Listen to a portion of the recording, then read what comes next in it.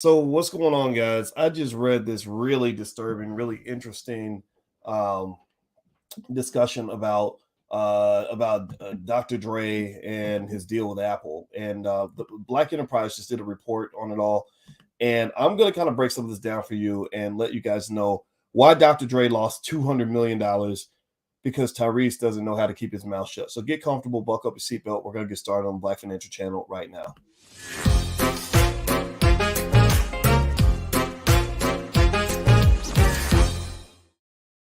Hey, what's going on, guys? Welcome to the Black Financial Channel. That's theblackfinancialchannel.com. My name is Dr. Boyce Watkins. I'm your friendly neighborhood finance professor.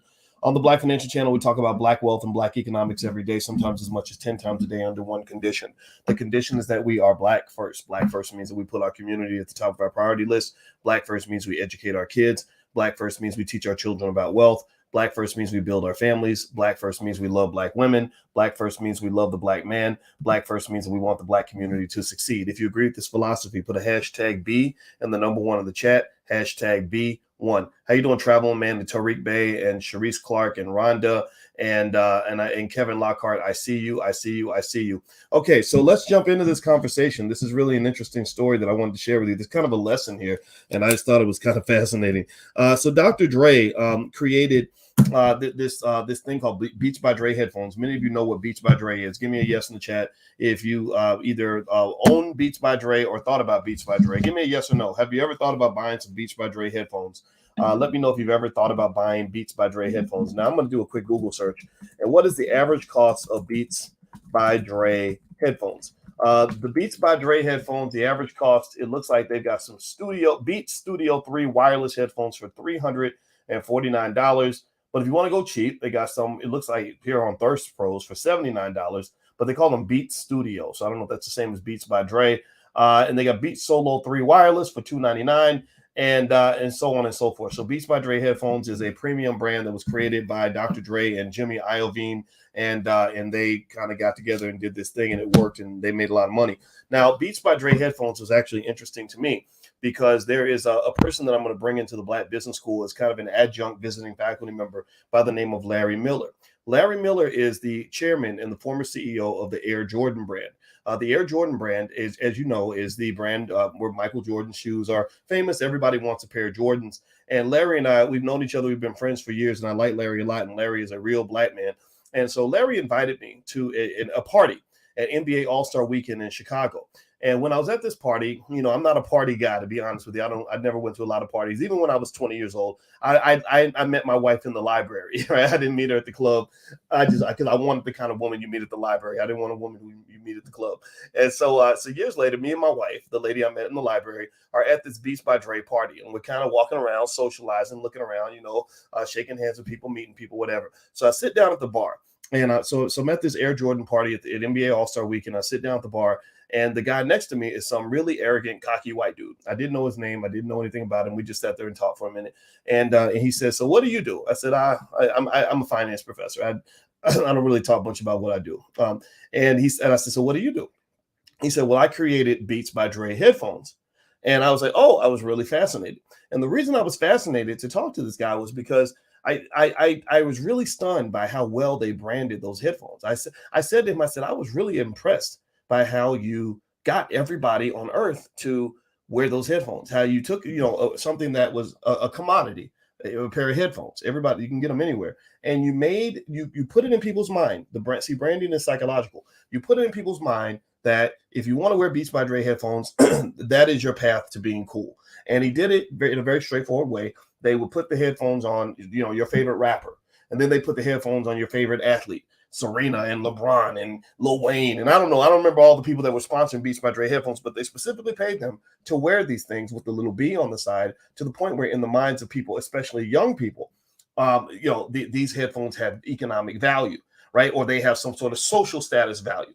And one thing that Black people tend to do, because we tend to be an important asset in the elevation of almost any brand, any commodity, any TV network. Tyler Perry got started pretty much off Black people. The Oprah Winfrey Network got started off Black people. A lot of brands build themselves off of Black people, and we will pay for social status. And Beats by Dre, through their brilliant branding efforts, created a connection between social status and what you have on your ears. So now, years later, a lot of young people wear the Beats by Dre headphones. So congratulations listens to Dr. Dre and Jimmy Iovine and this random white guy who I still don't know his name. I didn't look him up. He wasn't that important to me. I just thought it was fascinating. And so they did this thing with Beats by Dre.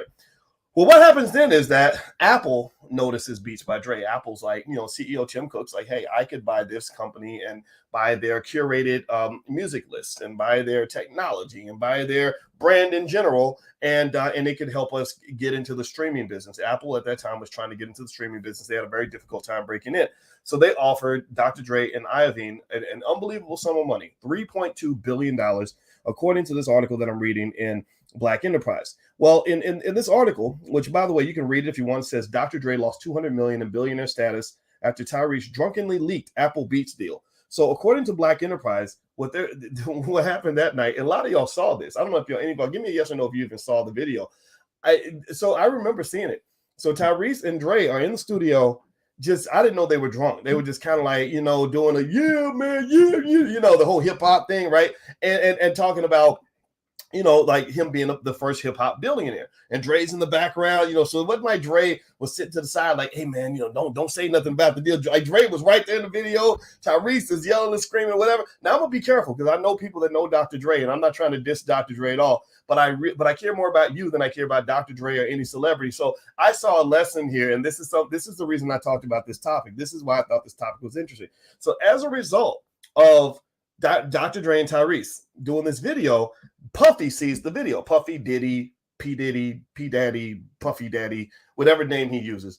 Now he changes his name like every 2 weeks. But Diddy sees this video.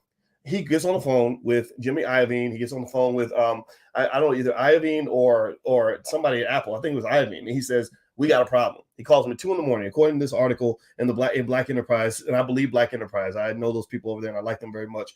And so he says, we got a problem. So they go and they have a meeting with Tim Cook, the CEO of Apple. And Tim Cook very calmly says, I'll still buy the company. I still want to buy the company, but I don't want to pay $3.2 billion. I'll pay $3 billion. So what's $200 million between friends? Who cares? Big deal, right? Well, apparently, according to Black Enterprise and according to this new book somebody wrote, I don't even have the name of the book in the article. You can read the article and you can find it. According to what's being reported here, that was just enough money to keep Dr. Dre from becoming a billionaire. And for whatever reason, they felt like that was important, or maybe they just wanted a reduction in the price because now you kind of messed up the situation. They had originally told him, you're going to get the bag. Iovine told his whole team, you're going to get this money under one condition. You must be quiet. You cannot leak it out. You cannot tell the public before the deal is announced. And that's exactly what Tyrese and Dre did on that video. Now, I'm going to give you kind of a breakdown of some of this. And before I move on, I'm going to remind everybody, don't forget, my wife and I are going to be doing a generational wealth event in Chicago on the psychology of money, as well as drama-free relationships and drama-free finances next Sunday in Chicago. If you want to join, just go to boycewatkins.com, click on events. But also remember, it's adults only, right? So no kids. This is all adults, grown folks meeting grown folks and networking and mingling if that's what you want to do. If you see a pretty lady or something like that, we love bringing people together. She's into that kind of stuff big time. So that's what we're going to do in Chicago on Sunday. We also have the All Black National Convention in Charlotte the weekend of October 28th. Mark that on your calendar. And even before then, we have several other events. So just go to boycewatkins.com, click on events, and you can find out about that event and all the others that we have going on. So anyway, with that being said, and also hit the thumbs up button, thumbs up, thumbs up, thumbs up. So let me give you a couple of lessons on what I saw in that whole transaction. There's a financial lesson everywhere. One thing you got to understand about money, if you really want to understand wealth, like think of me like a kung fu master when it comes to like economics. The kung fu master doesn't just teach you kung fu. The kung fu master teaches you about things that you think have nothing to do with kung fu, like wax on, wax off, or listening to the wind, or meditation, or he makes you climb a mountain, so you can really understand the essence of kung fu. Well, in this particular case, I want you to understand wealth by understanding that wealth tends to grow in a healthy environment. Wealth tends to grow in healthy soil. Just like fruit, just like vegetables, just like any plant in a garden. If the soil is bad, then the wealth will not grow. Just like if the soil is bad, then the fruit will not grow. So in this particular case, here's what I saw. I saw two dudes who were basically doing what Dave Chappelle talks about when he says, when keeping it real goes wrong. Anybody remember that? When Dave Chappelle used to talk about when keeping it real goes wrong? So this was where keeping it real went wrong. Two guys, I think over the age of 40 at the time, decided that because they're in this culture where they want to keep it real and do the whole, gangster rap thing, bragging, like hip hop culture is very big on bragging about how great you are and everything else. They got on social media and cost themselves $200 million by being sloppy.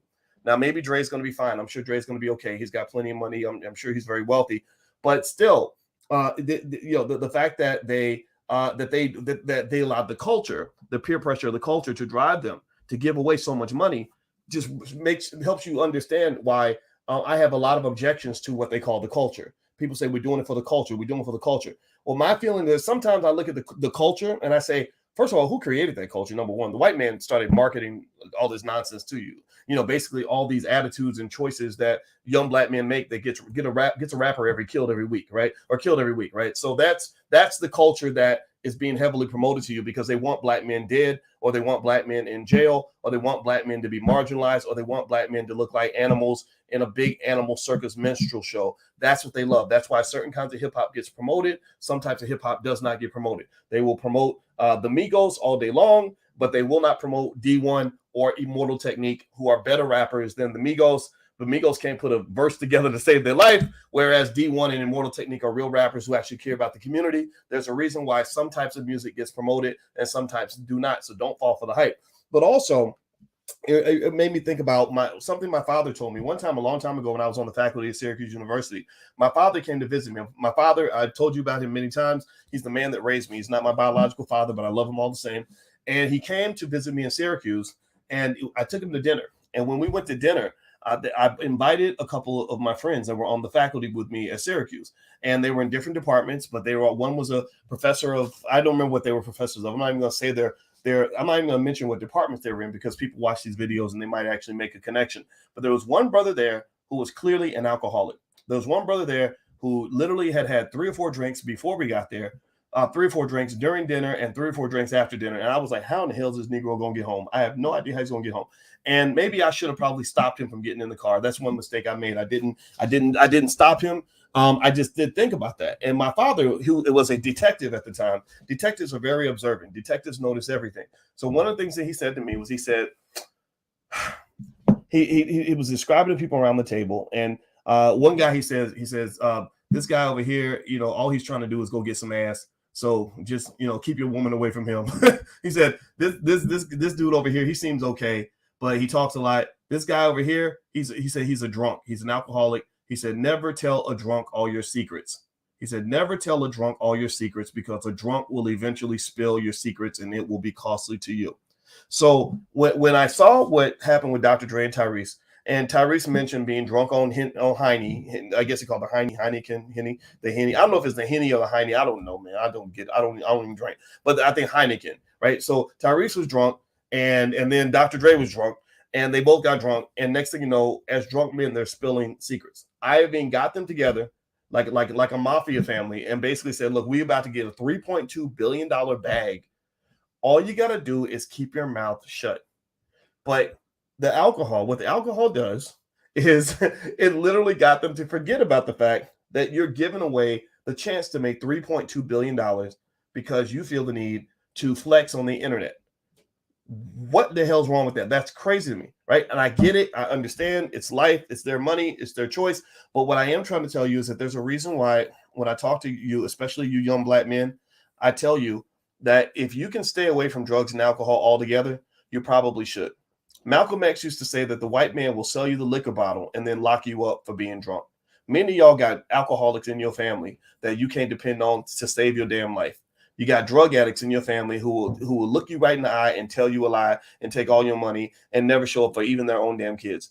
There's something about the substance abuse in America that reduces the black man to a fraction of what he could be if he was alert, if he was conscious, if he was focused. When you live in a world where everybody's scared to death that black men are going to be shot by the cops, if you pay attention, a lot of those men that get attacked, that are under attack by race soldiers, they get taken down because they're high and they're drunk and they're not able to know what's going on. So what I'm really saying to you at the end of the day is that a man, if you really think of yourself, if you really understand as a black man that you are in a war and that you are a soldier, then you understand that soldiers don't get drunk and then go out onto the battlefield unless they want to die. Right. So in this particular case, it's not as if Dr. Dre and Tyrese are soldiers, but they are economic economic entities. They are billion-dollar commodities. At least Dr. Dre is, Tyrese iffy, right? 50-50, I'm not sure, right? But still, these are individuals that have to be alert and conscious and intelligent in terms of how they make moves. This was not an intelligent move. The other thing too, when you talk about doing business, don't do business with a drunk. Don't do business with a drug addict. A drunk or a drug addict will cost you everything. This is an important economic lesson that people don't talk about. When we talk about protecting wealth, people will talk all day about trusts and wills and estate plans and contracts, but they won't talk about the fact that you don't do business with a drunk.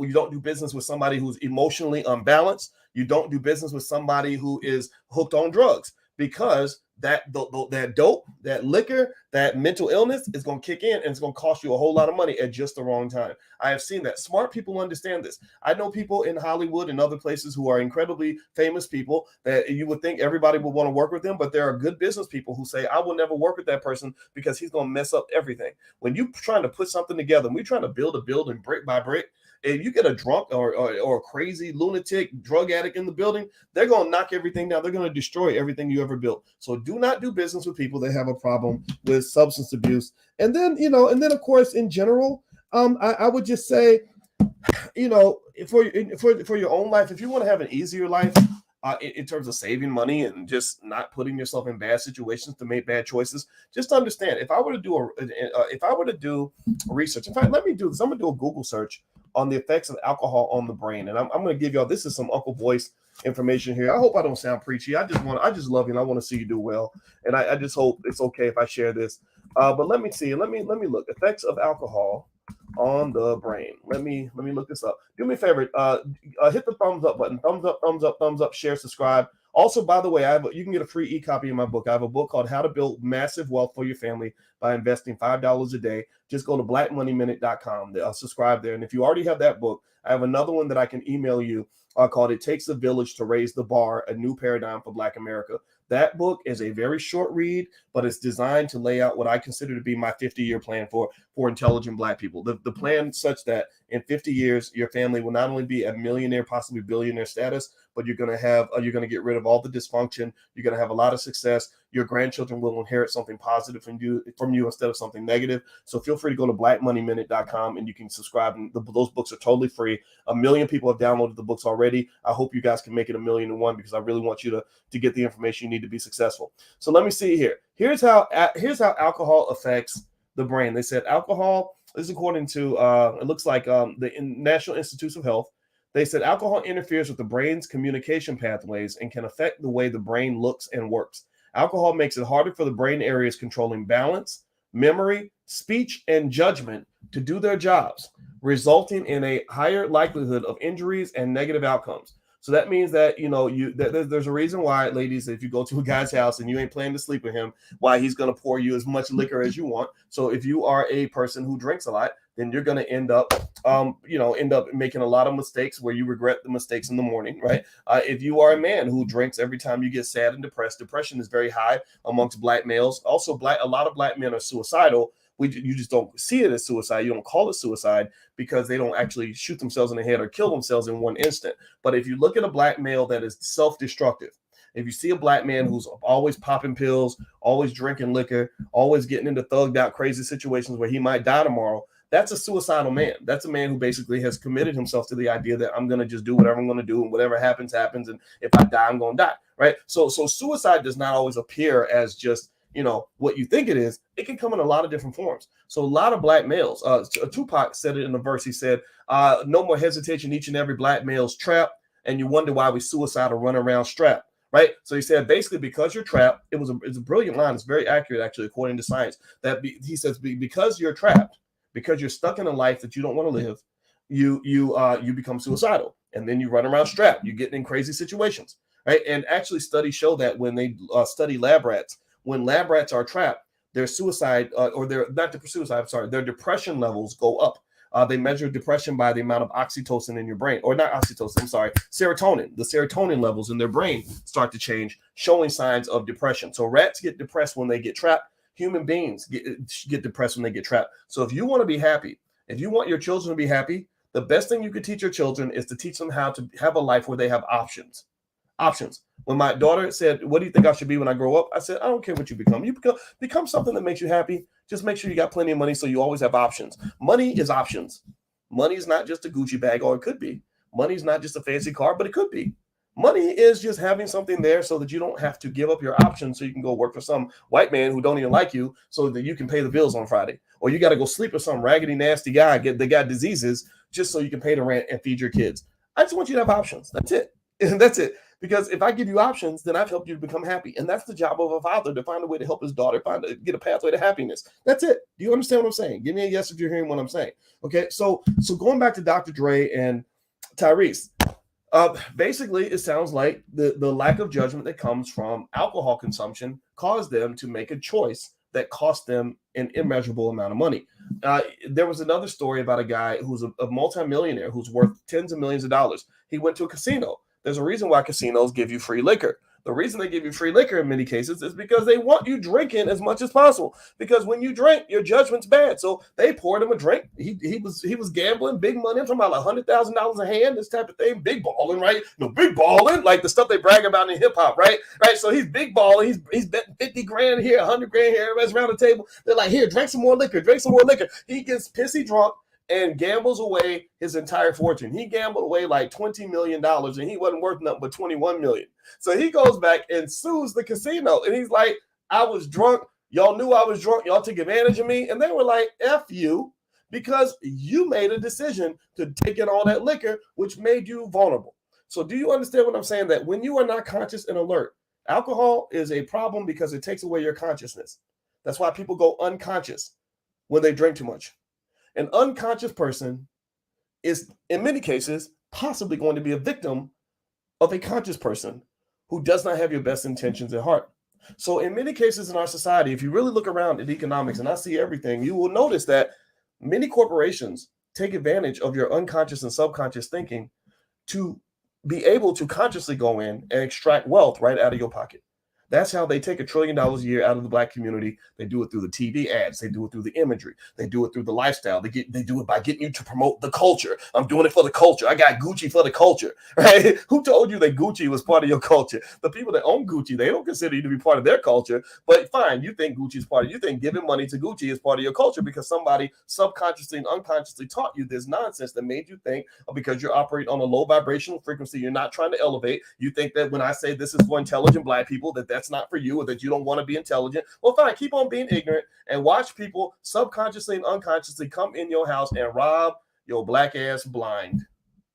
Dr. Dre and Tyrese lost $200 million because the alcohol took away their consciousness and caused them to make a decision that where they, for the culture, were bragging on the internet about this Apple deal. And next thing you know, 200 million in generational wealth is gone. 200 million could easily turn into $1 billion within probably about 15 years of good investing, maybe 20 years.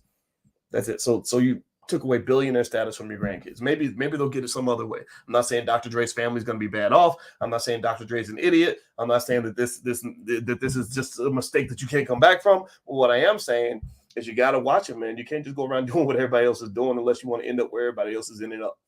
A lot of people end up trapped. And so I don't want you to be trapped. Be conscious. That's all I got to say, guys. Once again, hit the thumbs up button. Thumbs up, thumbs up, thumbs up. Also, blackmoneyminute.com. You guys know I do my Black Money Minutes on Instagram and stuff like that. So blackmoneyminute.com is where you can get a free e-copy of my books if you'd like that. Also, my wife and I will be in Chicago on the 15th. So feel free to go to boycewatkins.com. And also, don't forget, we have financial workbooks for kids. So if you want to teach your kids about economics, we develop financial workbooks just for Black children. Feel free to go take a look. They're really, really good, and everybody loves them. And we have some in stock now. They sell out pretty fast. So, but we do have some in stock. So feel free to go to financialworkbooks.com.